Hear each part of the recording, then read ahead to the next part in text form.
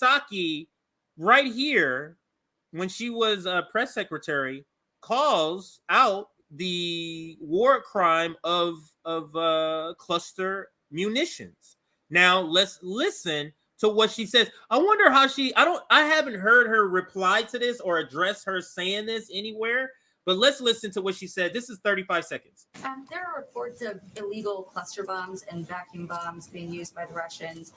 If that's true, what is the next step of this administration? And is there a red line for how much violence will be tolerated against civilians in this manner that's illegal and potentially a war crime?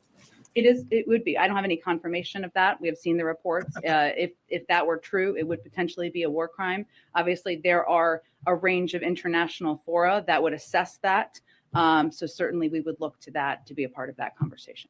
Now, Nick, how is it a war crime? And how do we talk about what it does to civilians here? But when then Joe Biden wants to do it, magically this analysis disappears like Homer Simpson in that meme, just disappears into the bush. That's what we have. Go ahead, Nick. You're going to chime in. Dude, the reaction from liberals and even progressives who endorse Biden regarding this issue has been hilarious because they condemned cluster bombs as a war crime when Putin was using it. And then they will describe what a cluster bomb is, which is essentially a mine that could explode at any given time. There are cluster bombs that were deployed 20 years ago that are still going off in countries.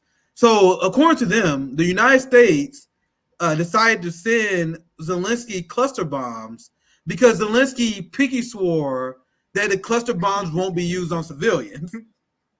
So the question is, knowing how cluster bombs work, how they essentially create landmines, how can you not target civilians when you're deploying those bombs in your own country that will lead to civilian casualties?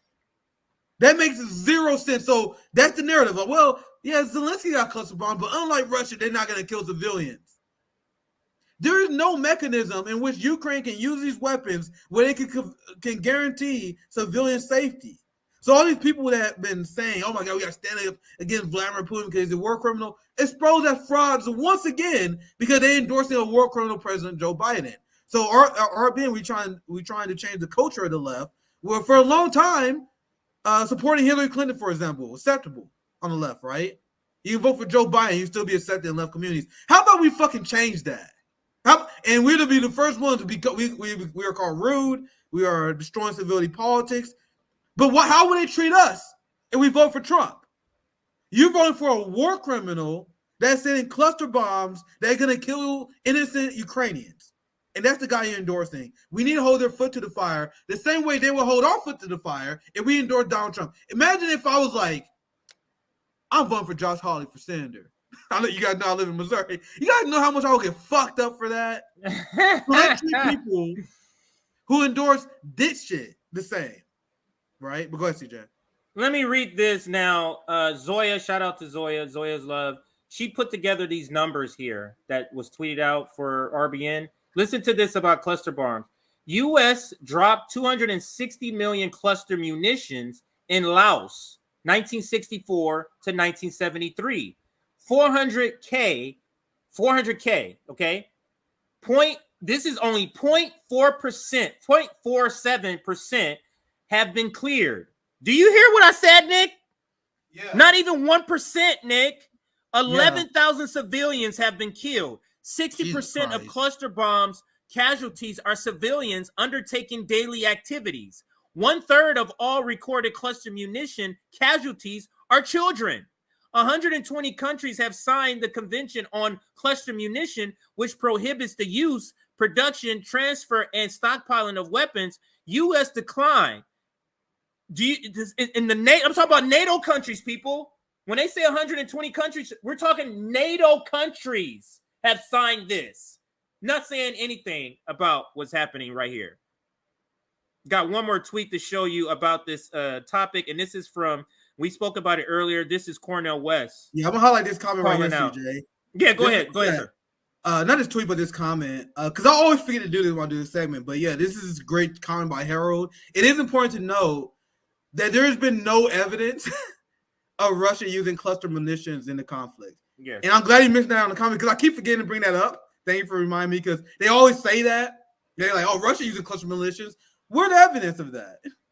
The footage? And I haven't seen any. There have been many people reporting that there has not been any. So that'll be one of the things that the United States has been making up. You know, the same thing where they said Russian soldiers are using sexual violence and they're raping kids. Yeah. And then, but there's no physical evidence. There quite literally zero evidence of mass Russian soldier rape. And I say mass because obviously war is sloppy. I'm sure something happened somewhere between all this war, right? But it's not mass systemic raping of children. That was debunked. The same way with cluster bombs. There's no physical evidence. Just because the Ukrainian government says it. In fact, if the Ukrainian government says it, it's probably false anyway.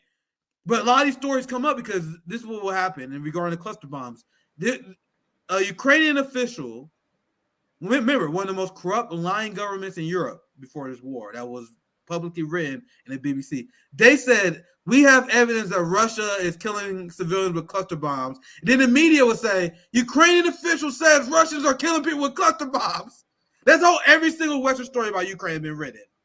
That's why I take literally everything that come out of Russia and Ukraine. And this should be your rule with any war conflict. Anything that's said from either side, take for the grain of salt until you see evidence. The thing with Russia, a lot of Russian claims have physical evidence. Like, for example, Russia claims that there's Nazis on the highest levels of the military, that there's a Nazi infestation in Ukraine. You can literally prove that. Like, these are provable things. We've seen the torture of the Romani people and Muslims, the black people in Russian, ethnic Russian Ukraine. But all the claims that come from the Ukrainian government, you cannot confirm. And that's over and over again. But anyway, CJ, go ahead. This is a banger. Yeah, this is Cornel West calling out this war crime. And here is Cornel West. It says, let's be clear. Cluster bombs are crimes against humanity. They disproportionately kill children and innocent people far long after they're dropped. Shame on President Biden for such revolting barbarity. It's barbaric. It means barbaric and shameless hypocrisy. Hashtag cluster bombs are war crimes. Now, I haven't went through the thread and we're not going to go through it, but I'm sure, Nick, there was a lot of liberals coming after him for calling out Joe Biden. Go ahead. Maybe you can speak to that. Maybe you saw some of it or heard some of it. So not only this, but there's the tweet, and I'm gonna cover this tomorrow, so I don't want to spoil it.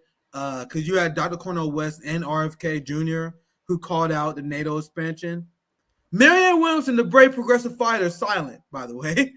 RFK and Cornel West called this out, and liberals are freaking out. So Dr. Cornel West, the bot farms have been sicked on him. He is deemed a threat. There's another video I may play on RBN Live tomorrow. There's a CNN statement talking about the threat of Dr. Cornel West. So I haven't seen this tweet in particular, but NAFO bots and the liberal establishment is starting to go after this motherfucker now, especially regarding his Ukraine tweets, because you have someone who's actually challenging the executive branch on their policy, not being a fucking pussy like Marianne Williamson, who's running for president but agrees with the president on their foreign policy. Now a pussy like Mike Pence and Nikki Haley, who's running for president but agree with the opposition on everything regarding foreign policy, right? So RFK, despite all my disagreements with him, is a legitimate threat to the executive branch because he's challenging them on the executive branch policies. Dr. Cornel West, running as a third party, is a much bigger threat than RFK because he's challenging the two-party duopoly and he's challenging the executive branch on their power. So this is great to see from Dr. West, and I'm glad that he's hitting the NATO issue very hard. And this is the NATO tweet I'm talking about. We'll cover this more in detail tomorrow. Yeah. But scroll down. Look at some of the comments here.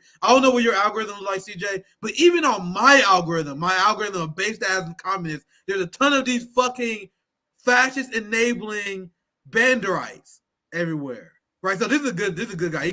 He's praising West. Look at this freaking clown. Why would I was gonna cover this tomorrow, but yeah, this is keep. Well, we don't know. No, we don't have to go. Let's not go in depth. Let's just kind of just hover over the topic. Yeah, but that's like I didn't. No worries, but I'm gonna cover this tomorrow. Keith Olbermann is literally having a meltdown over Dr. Cornel West. Like, not only did he post it "fuck off" there, he quote tweeted a tweet and post "fuck off" as well. So he's telling Dr. Cornel West to fuck off multiple times on Twitter.